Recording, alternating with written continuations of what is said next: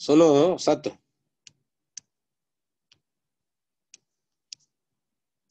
सुनो सत, हरि कृपा प्रगट संसार दिखाई। जमन वास त्रास ते छुटिए गंग जमुना त बाई।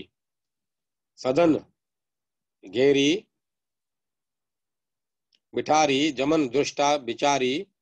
घरियो से को रूप कृष्ण जन के हितकारी। जन्म मृत्यु लखी पग परियो अवन प्रभु रक्षा करे। निकट सदाई श्याम घन अपने जन के सफरे।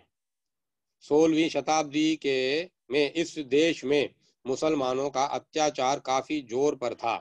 उस समय जब मुगल सरदार ने कामवन पर चढ़ाई की और गांवों को खूब लूटा। इस लूट खसोट और भीषण नर हत्या कांड में गंगा यमुना दो असहाय लड़कियों को भी अपने घर और कुटुंब से हाथ धोना पड़ा।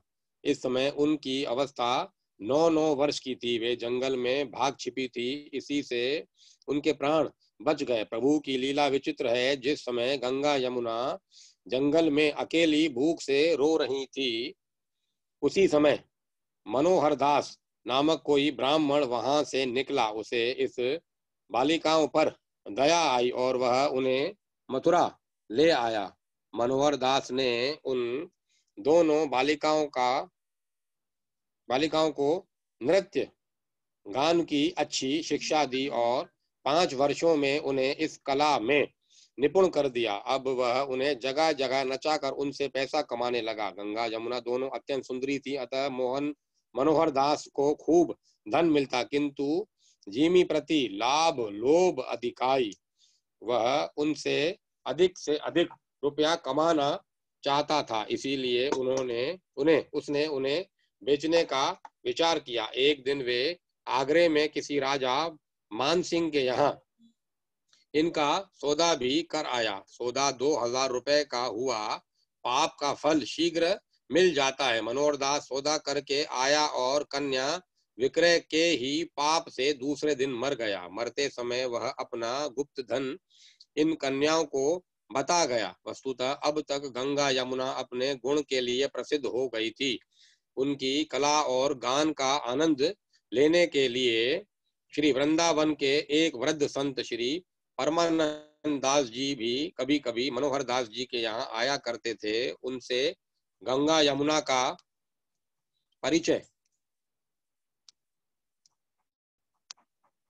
और प्रेम था। मनोहर दास जी के मरने पर दोनों बहनें बाबा श्री परमानंद दास जी के आश्रम में चली आई।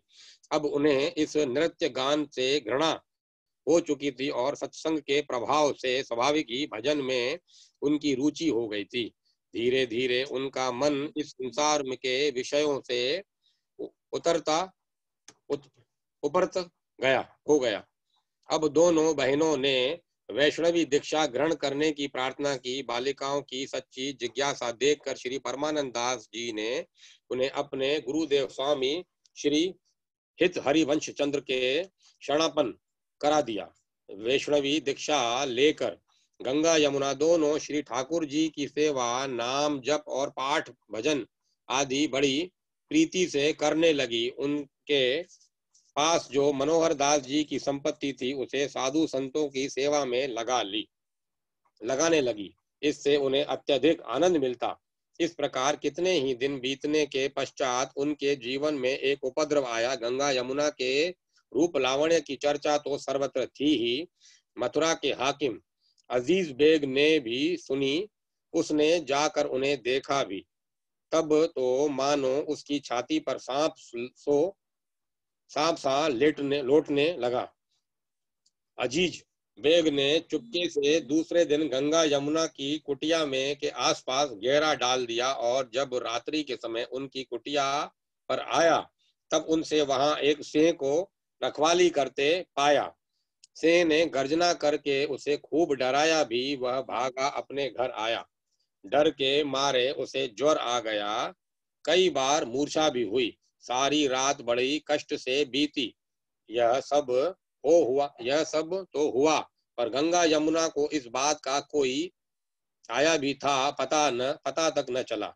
वे तो संतों के संग में बैठी हरि गुणगान करती रही। सवेरा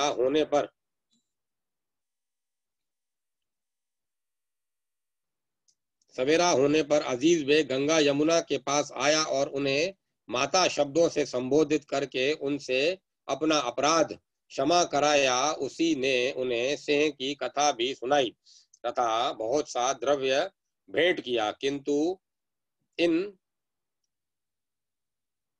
बाकी धन हाथ न इन बाको हाथ न छोयो, हरि भक्तिन हित सिंचित कियो। इन्होंने उसके धन को छुआ नहीं और संतों की सेवा में लगा देने का उपदेश दिया। इससे अजीज बेग की श्रद्धा और भी बढ़ गई। उसने बार बार उनकी चरण रज ली। तब उन्होंने उसे उदार के साथ आदर के साथ विदा कर दिया। इन दोनों भक्तिमती बहनों के विषय में भक्तमालकार श्री गोविंद अली जी ने लिखा है, हिन फूली बपू धार सार हितजू ते आई पाए, जैसे पारस परस लोहते हेम कहायो। दास मनोहर दास ग्रह परमानंद के संग कुंज महल में प्रकट है, गावती तान सरंग तरंग। इन्हीं विधि जुगल स्त्रिया के बसी विपिन के आए। गंगा यमुना की कथा सुनहु रसिक चित्त लाए। ये अब दूसरी माता श्रीमती विष्णुबाई है, इसको अपन कल पढ़ेंगे। कथा वही विराम देते हैं। आप भले भजन चलवाओ, तब तक मैं जा रहा हूँ मंदिर प्रभु के चरणों में। आप दर्शन करवाता हूँ प्रभु।